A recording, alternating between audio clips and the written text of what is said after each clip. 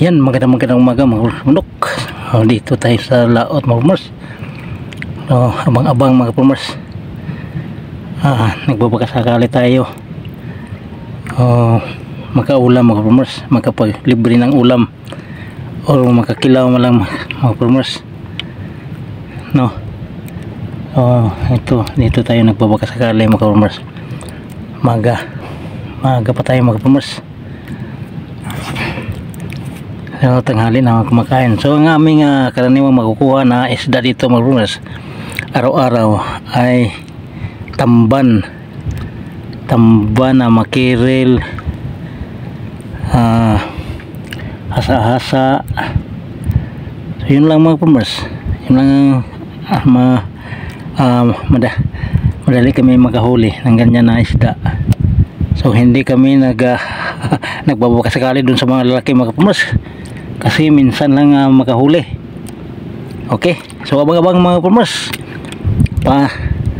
makita na ngayon mga farmers, makita na ninyo kung paano pag-apto mga farmers. So ayan, untog or undak mga farmers, pangluluko ng isda. Okay, abang mga farmers mamaya. So dito kami ngayon mga farmers, nakatali sa payaw para hindi kami nahanod. Hindi kami yung iban dyan sa tabi-tabi mga farmers. Ayan, so magandang panahon mga farmers. Ate ang dagat, walang kibo mga farmers. So ang dala kong untog mga farmers, 45 piraso lang na kawil mga farmers. Ayan mga farmers, dala na sa taas kasi may dawi na mga farmers. Ganyan mga farmers, pag maraming kawil ang gagamitin mo, ganyan ang pag kuha ng isda para hindi makabulbuhol yung ating mga kawil, ay ang tawag dyan namin utso-utso. Ayan, huli ng tamban. Ayan, mayroon pa sa makiril yan mga farmers. So ganyan magamit mga farmers pag maramihan yung kawil na ihulog natin. May pamain man yan na isda uro, pangluluko. So ganyan ang pagpail ng ating mga kawil at pagkuha ng isda para hindi makabulbuhol ang ating kawil na marami. So yan, pagbalik naman hindi basta-basta. Mayroon mga sumasabit pero hindi gaano. So yun ang isang tips sa lahat ng mga baguhan na gumagamit itong untog or bira-bira mga farmers.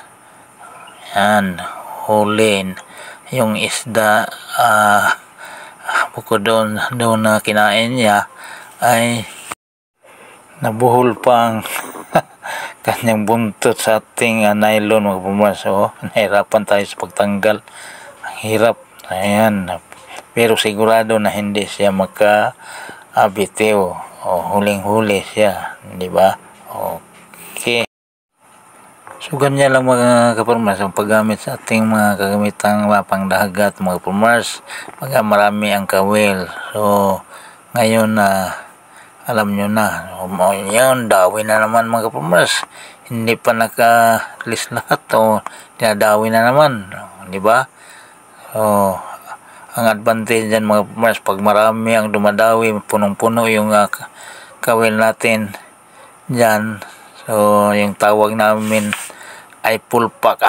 In English naman yan, full pack. O yan sa kabila mga farmers. So unat na naman para makuha yung isda. So ganyan, undak-undak mga farmers para gumagalaw yung ating mga kawil sa ilalim na parang maliliit na isda para habulin doon sa mga malalaking isda para kainin. So yan, pinapatakbo-takbo mga farmers. Yan, pinapatakbo yan mga farmers Pag mayroon ng isda na gustong kakain, habulin yan mga farmers. Biglang hihinto yan pag mayroon kumakain. Tingnan mo farmers. Pinapatakbo yan pailalim yan mga farmers. Tapos hinto, may isda na, unat na naman, kain na naman tayo mga farmers. Si mayroon namang dawi. Ayan, ganyan lang paggamit mga farmers sa ating untog or bira-bira mga farmers or estambre. Yan ang pangalan sa amin dito. Siguro sa iba bira-bira, yan ang karaniwang marinig nating mga pangalan mga farmers sa ating ganitong mga pamain. So ganyan lang paggamit. Okay, utso mo lang sa ating paa ang ating nylon, andyan nagkaikot-ikot yung ating mga kawil para hindi makabuhol-buhol. Pero kung hindi ka pa marunong dyan, isang gamit mo lang yung sa ating untog, wala na, makabuhol-buhol na kahit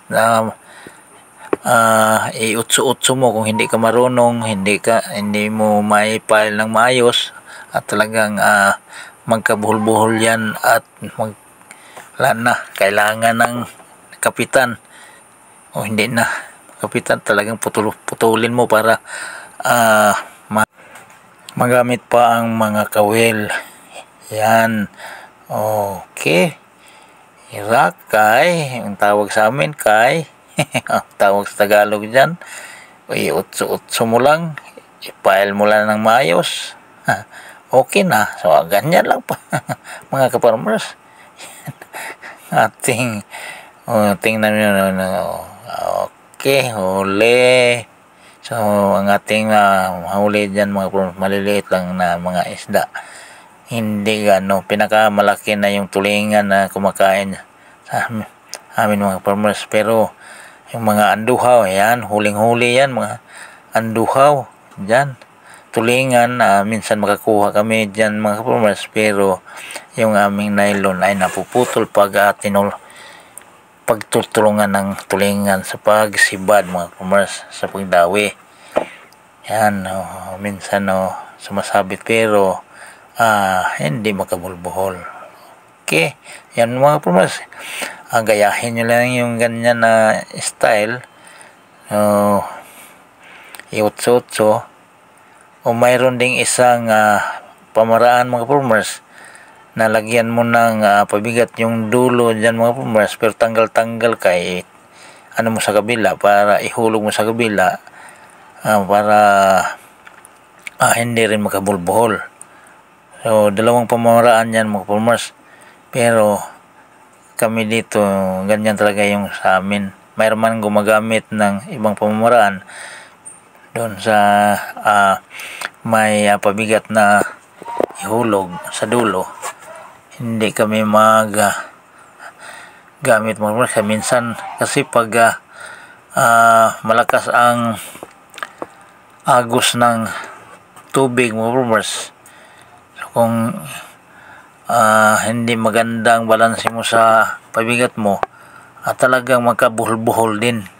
Parehas lang mga farmers.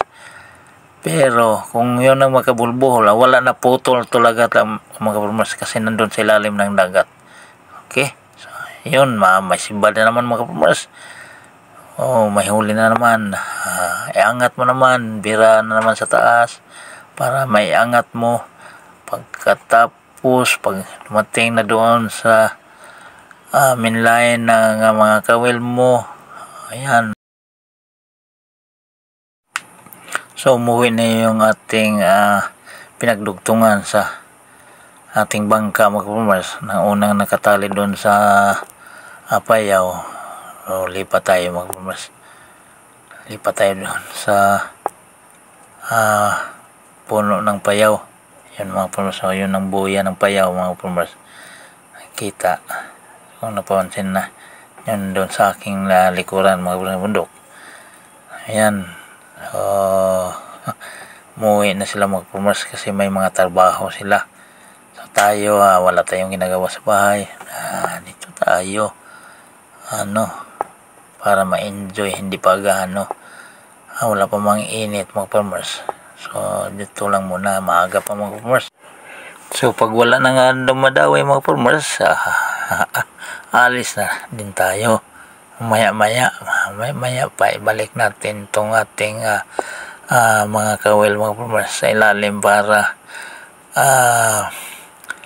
may pile na naman mamaya sa ating paglagyan mga farmers, sa ating punpunan, no? Ayan, balik lalim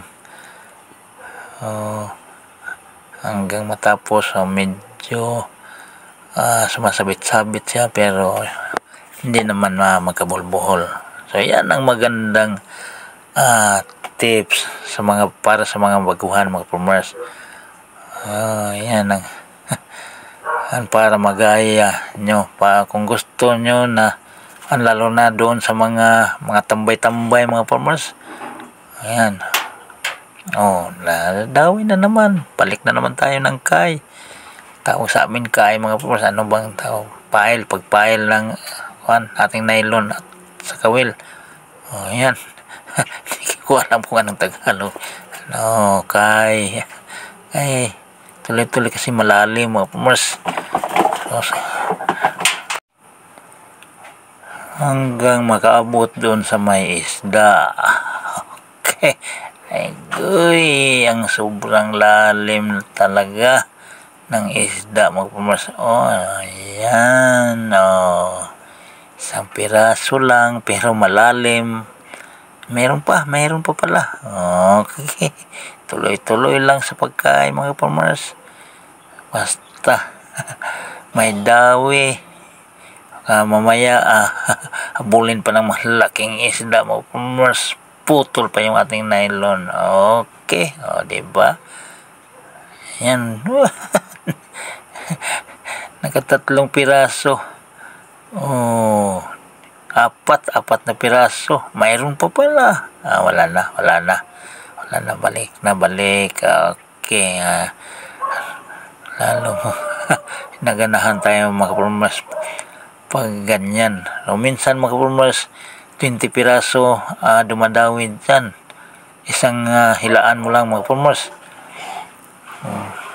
Diba? Nakagana.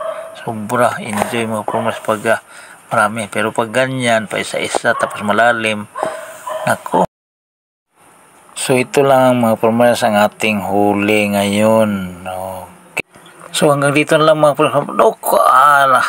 Like, share na lang ating tips mga farmers. So maraming salamat. Bye-bye.